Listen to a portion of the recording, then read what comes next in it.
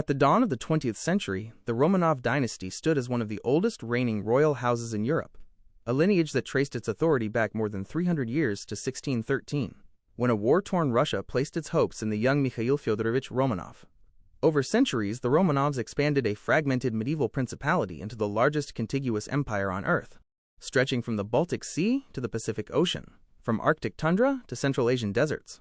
Yet by the time Nicholas II ascended the throne in 1894, the empire he inherited was vast in territory but brittle in spirit, burdened by contradictions that no crown, however ancient, could indefinitely contain.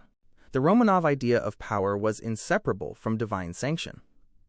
Russian autocracy was not merely political authority, it was sacred inheritance. The Tsar was not a constitutional monarch, but the little father of the people, God's anointed ruler on earth. This belief was embedded into architecture, ceremony, and daily governance. The Winter Palace in St. Petersburg, with its colossal Baroque facade stretching along the Neva River, was not designed for intimacy or reform.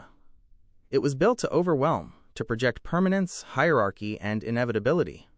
Its endless corridors, gilded halls, and ceremonial staircases reflected a worldview in which power flowed only downward, never negotiated, never questioned.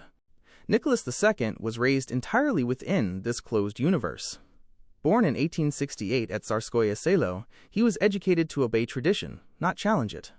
Tutors emphasized military discipline, orthodox piety, and personal modesty, but little practical training in governance.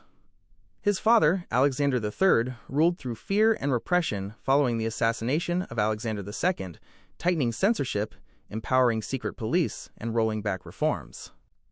Nicholas absorbed this lesson deeply. That concession bred weakness, and weakness invited chaos.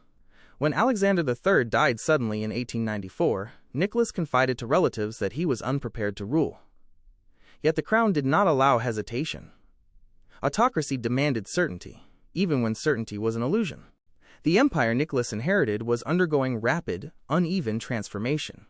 Industrialization surged in cities like St. Petersburg and Moscow, drawing millions of peasants into factories where wages were low, conditions brutal, and political awareness growing. At the same time, the countryside remained trapped in poverty, its peasantry still scarred by the legacy of serfdom abolished only in 1861. Land hunger, debt, and famine were recurring realities. The Romanov state responded to these pressures not with inclusion but with control, relying on the Okhrana, exile, and military force to maintain order. This widening gap between ruler and ruled became the defining fault line of late Imperial Russia. Architecture again tells the story. While Europe's constitutional monarchies built parliaments and civic institutions, Russia invested in palaces, barracks, and cathedrals. The Church of the Savior on Blood, erected in St. Petersburg on the site where Alexander II was assassinated, stood as a monumental warning rather than a memorial of reconciliation. Its onion domes and mosaics glorified martyrdom and autocracy, reinforcing the idea that violence against the Tsar was sacrilege, not political dissent. This symbolism shaped how the Romanovs perceived opposition, not as voices to be heard, but as threats to be crushed. Nicholas II's marriage to Alexandra Fedorovna deepened this isolation.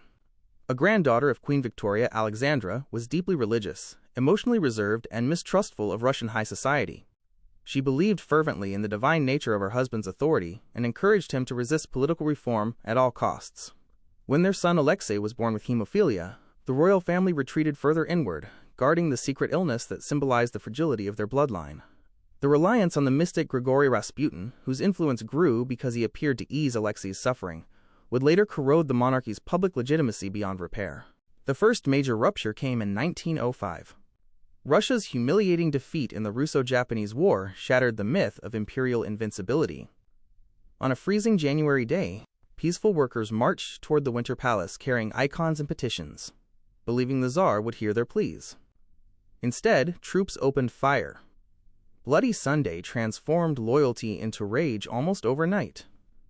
Though Nicholas issued the October Manifesto promising a parliament, the Duma, he never accepted its authority. The concession was tactical, not philosophical. Autocracy remained intact in spirit, if not entirely in form. By the eve of the First World War, the Romanov Empire stood on a precipice. The machinery of state was outdated, its bureaucracy corrupt, its military vast but poorly supplied. Yet Nicholas II, bound by alliances and honor, led Russia into a total war it could not sustain. When he left the capital in 1915 to take personal command of the army, he unknowingly severed the last symbolic tie between the monarchy and the everyday life of the nation. Power at home fell increasingly to Alexandra and Rasputin, fueling scandal, conspiracy, and a sense that the throne itself had lost its moral center. The Romanov dynasty had survived invasions, coups, and assassinations for centuries. But it had never faced a modern, mobilized society armed with ideas of representation, equality, and mass political action. The collapse that followed would not come from a single act of betrayal or violence, but from decades of accumulated rigidity, fear, and refusal to adapt. The night Imperial Russia fell was not sudden. It was the final moment of a long unraveling, when the weight of history became too heavy, even for a dynasty that believed itself eternal.